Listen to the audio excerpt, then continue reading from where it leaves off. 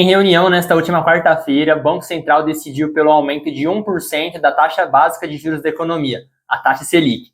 Então vem comigo que nesse vídeo eu vou te mostrar os impactos disso para a sociedade como um todo e quais as melhores oportunidades de investimento se aparecem junto com esse aumento da taxa Selic. Primeiramente, taxa Selic é a taxa básica de juros da economia brasileira, né? Então, quando o Banco Central estabelece a taxa Selic, ela é a taxa base para o resto dos financiamentos, empréstimos e tudo que envolve taxa de juros aqui no Brasil. Para você que ainda não está muito ligado, não acompanhou a taxa Selic nos últimos tempos, por que há tanto espanto com esse patamar da taxa Selic?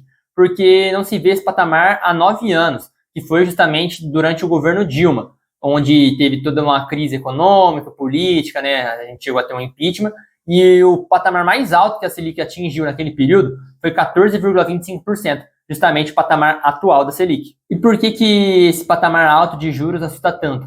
Porque os juros altos é pior para a economia se desenvolver. Então fica muito mais caro para você fazer um empréstimo, desenvolver atividades produtivas, você comprar uma casa, financiar, sei lá, um carro. Tudo fica mais caro, porque os juros nada mais é do que o preço do dinheiro, né? Então, com uma taxa de juros alta, a economia em si não se desenvolve. Por quê? Porque é mais atrativo você entesourar esse dinheiro do que você efetivamente gastá-lo, né? Porque, se for ver, esses juros é um prêmio justamente para você guardar o seu dinheiro. Então, se você já está ligado, você entendeu o que eu falei. Um prêmio para você guardar seu dinheiro. E é justamente por isso que o Banco Central aumenta a taxa de juros. Porque assim você tenta conter a inflação. Porque a inflação aqui no Brasil está no patamar acima do estipulado pelo Banco Central. Então, o estipulado era de uma inflação de aproximadamente 3%, com uma tolerância, né, de 1,5 de pontos percentuais, ou para cima ou para baixo. Né? Só que o IPCA dos últimos 12 meses fechou em mais de 5%, né? Com, inclusive, no último mês de fevereiro, a gente tendo uma alta de 1% num único mês. Então, um patamar exageradamente alto. Sobre o IPCA, é importante a gente falar que ele não é uma medida exata para justamente calcular a inflação. Porque como ele funciona? Ele nada mais é do que ele mede o índice de uma cesta de consumos. Né? Então tem mais de 300 itens nessa cesta de consumos, né? Só que ela é medida para o consumo das famílias entre 1 a 40 salários mínimos. Só que, obviamente, uma família que vive com um salário mínimo não gasta a mesma, e não compra as mesmas coisas que uma família que ganha 40 salários mínimos, né? Então, ele não é o melhor dos indicadores, mas é o mais comumente usado para a inflação aqui no Brasil atualmente. Tá, Miguel, mas por que a gente vê essa inflação tão alta? Bom, temos alguns motivos, né? No último mês, essa inflação alta foi impulsionada principalmente pelo preço da energia elétrica, né? Que subiu muito. Então, no mês de janeiro, o governo conseguiu artificialmente controlar a inflação. Por quê? Porque a usina de Itaipu, que é a maior usina hidrelétrica do Brasil, ela tem no contrato dela uma espécie de bônus que o governo pode utilizar para dar desconto no preço da energia elétrica, né? Então, isso foi feito, né, no mês de janeiro e com isso a inflação ficou reduzida. No entanto, agora em fevereiro, não podendo usar esse bônus, a inflação realmente se elevou muito, né? Porque a gente sabe, pessoal, que tem alguns itens que, beleza, subiu de preço, a família provavelmente vai deixar de consumir. Mas como que você para de consumir energia elétrica, para de consumir água? Você percebe como esses itens especiais pesam muito para o bolso do brasileiro. Porque independente de sua classe de renda, você vai consumir isso, né? Então, é diferente, por exemplo, se sobe os preços das passagens aéreas, ou cai, não afeta tanto no nosso bolso, né? Por isso que o IPCA também não é a melhor medida, né? Porque se pega esses 300 itens, teve algum item que você não usa, que, sei lá, desvalorizou muito, o IPCA vai ser jogado para baixo. No entanto, o que você utiliza mais, sei lá, arroz, feijão, subiu muito, você vai sentir mais isso nos preços, né? E no seu consumo no dia a dia. Então, essa taxa Selic elevada, né, é uma tentativa de abaixar a inflação. Por quê? Porque é uma das poucas medidas que um Banco Central tem para controlar a inflação. Só que o Banco Central é uma entidade independente aqui no Brasil atualmente, né? Só que o governo vai também fazer suas medidas do que ele acha que é melhor para a sociedade e para a população, né? Só que a gente tem um governo atualmente que estimula muito o consumo, né? Então dá subsídios, a gente tem muitos programas sociais que acabam estimulando o consumo, né? Só que percebe como fica não um embate realmente deles estarem duelando, mas uma medida acaba anulando a outra, porque como você vai estimular o consumo se a taxa de juros está muito elevada? E como você vai controlar a inflação se você tem, do outro lado, o pessoal estimulando o consumo, né? Então a gente fica nesse embate, onde atualmente a gente tem taxa de juros alta e mesmo assim tem uma inflação alta.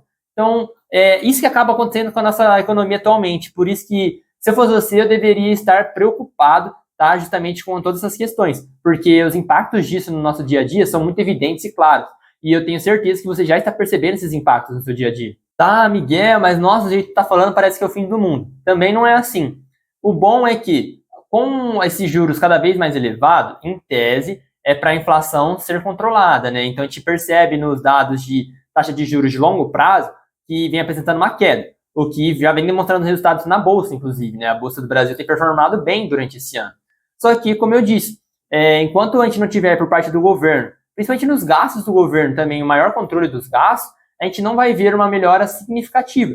Justamente por isso, porque o governo continua injetando muito dinheiro na economia, o governo continua gastando muito, o governo não demonstra sinais de corte nos gastos, né? Porque, como eu sempre falo aqui, se a gente pega o último ano, a gente bateu o recorde de arrecadação no Brasil. Mesmo assim, a gente gastou mais do que recebeu enquanto nação, né? Então, não é sustentável a longo prazo tudo isso. E por isso que a gente vê muita desconfiança, principalmente dos investidores externos, em relação ao Brasil. Mas então, quais são as melhores oportunidades? É óbvio que com esse patamar de juros, é muito fácil você investir na renda fixa, porque você vai ter um rendimento de forma segura e elevado. Então, imagina, 14% ao ano, investindo em títulos públicos, por exemplo, é um patamar que muitos países do mundo nunca experimentaram. E tem até gente de fora que, quando vê isso aqui, não entende como às vezes os brasileiros não estão ricos, né? Justamente por não estarem acostumados com a taxa de juros elevada. Então, lá nos Estados Unidos, por exemplo, que eles estão sofrendo muito com a taxa de juros que tem agora, e mesmo assim é 4% a taxa de juros lá, né? E só para você ter uma noção da diferença, da discrepância e do quanto é bizarro justamente essa taxa de juros, justamente porque a gente não está vivendo uma grande crise atualmente. Então a gente não está tendo uma pandemia, a gente ainda não está passando por um processo de impeachment, por exemplo, igual foi naquela época. E mesmo assim, durante essa última reunião do Copom, o Banco Central sinalizou que provavelmente vai aumentar a taxa de juros nas próximas reuniões.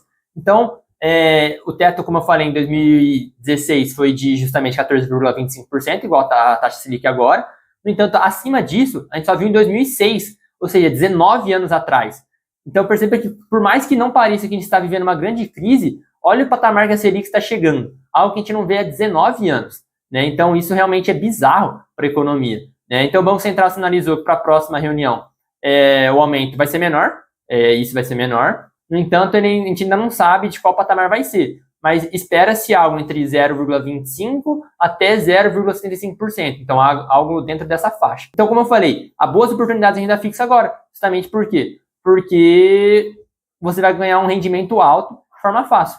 No entanto, qual que é o grande ponto aqui? A gente sabe que taxa de juros elevada afeta muito a renda variável, né?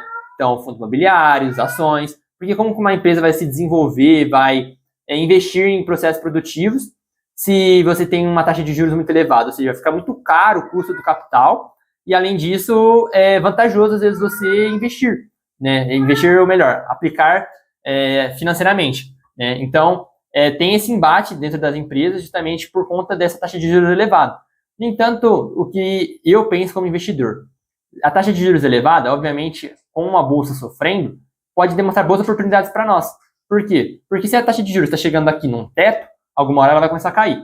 E quando ela começar a cair, aí sim, as pessoas vão começar a procurar investimentos em outras áreas, justamente por quê? Porque quando os juros começam a cair, começa a ficar baixo, você obviamente vai querer investir em algo que vai te trazer uma maior rentabilidade. E com isso, muitas pessoas vão para a renda variável. Só que muitas pessoas deixam para ir para a renda variável só quando está tudo bombando, tudo bombando. Ou seja, quando as coisas já ficaram caras. Com isso, e é por isso, inclusive, que muita gente perde dinheiro nos investimentos, né? Então, é importante a gente analisar por esses dois lados, tá? Eu, atualmente, o que eu faço? Obviamente, estou pegando uma posição em renda fixa justamente por conta do patamar elevado que está e porque eu, particularmente, preciso equilibrar minha carteira. Então, eu estou pegando um pouco mais de renda fixa justamente para equilibrar minha carteira e ficar numa relação de risco-retorno legal. No entanto, também não deixe de comprar bolsa, não deixe de comprar outros ativos, porque eu enxergo como uma excelente oportunidade no momento. Então, se vocês quiserem, posso até trazer um vídeo trazendo gráficos, dados de como é bom investir em renda variável, comprar ativos de renda variável no momento que a Selic está muito elevada, justamente porque é normal que do outro lado dessa corda esteja muito para baixo, né? Mas no mais é isso.